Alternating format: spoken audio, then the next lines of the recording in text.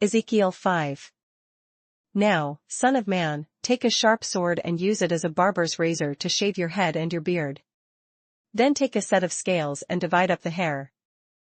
When the days of your siege come to an end, burn a third of the hair with fire inside the city.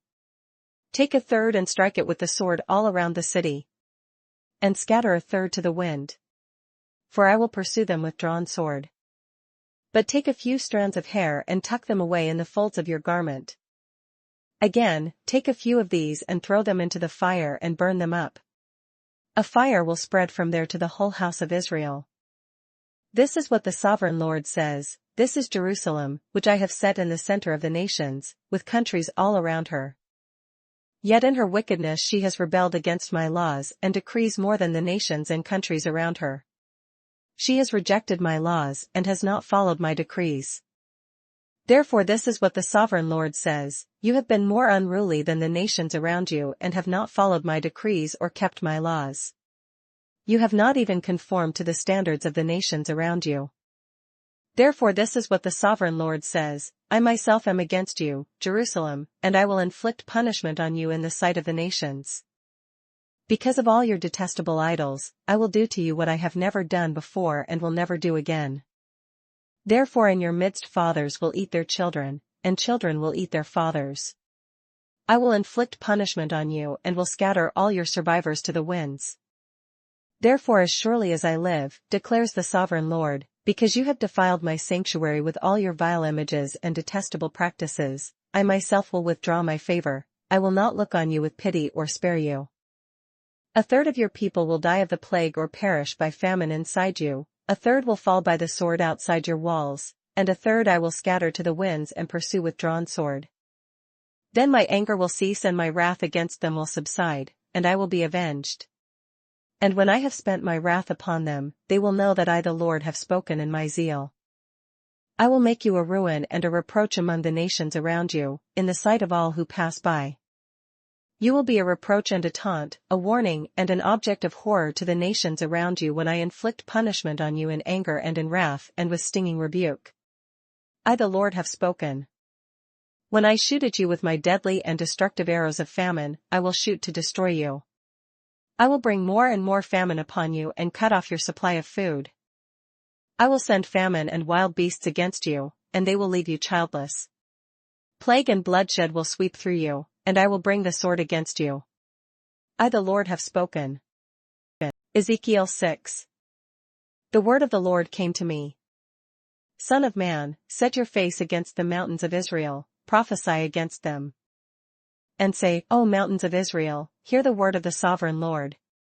This is what the sovereign Lord says to the mountains and hills, to the ravines and valleys, I am about to bring a sword against you, and I will destroy your high places.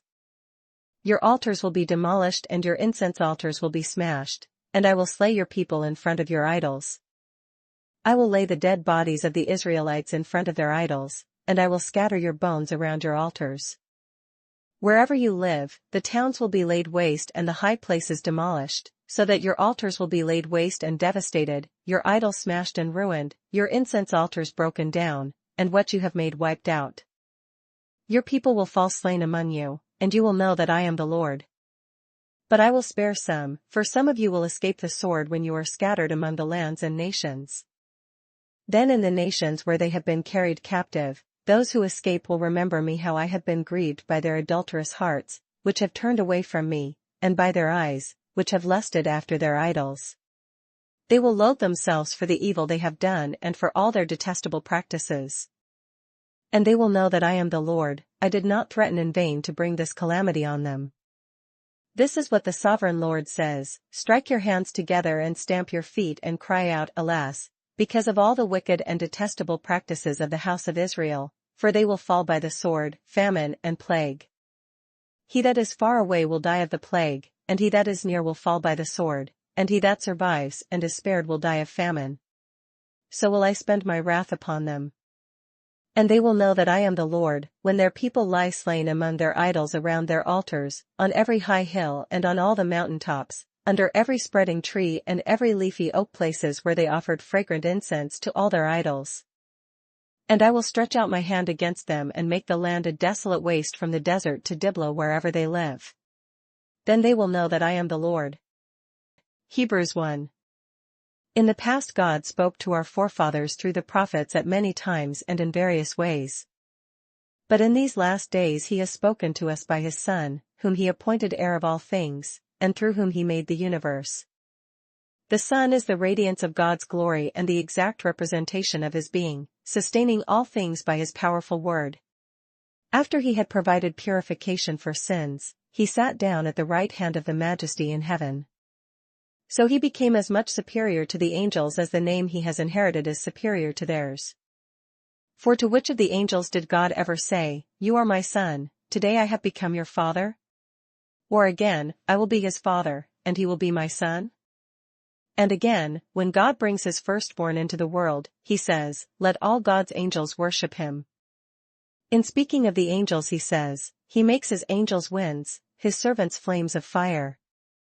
But about the Son he says, "Your throne, O God, will last forever and ever, and righteousness will be the scepter of your kingdom. You have loved righteousness and hated wickedness, therefore God, your God, has set you above your companions by anointing you with the oil of joy." He also says, "In the beginning, O Lord, you laid the foundations of the earth, and the heavens are the work of your hands. They will perish, but you remain, they will all wear out like a garment. You will roll them up like a robe, like a garment they will be changed. But you remain the same, and your years will never end." To which of the angels did God ever say, "Sit at my right hand until I make your enemies a footstool for your feet"? Are not all angels ministering spirits sent to serve those who will inherit salvation?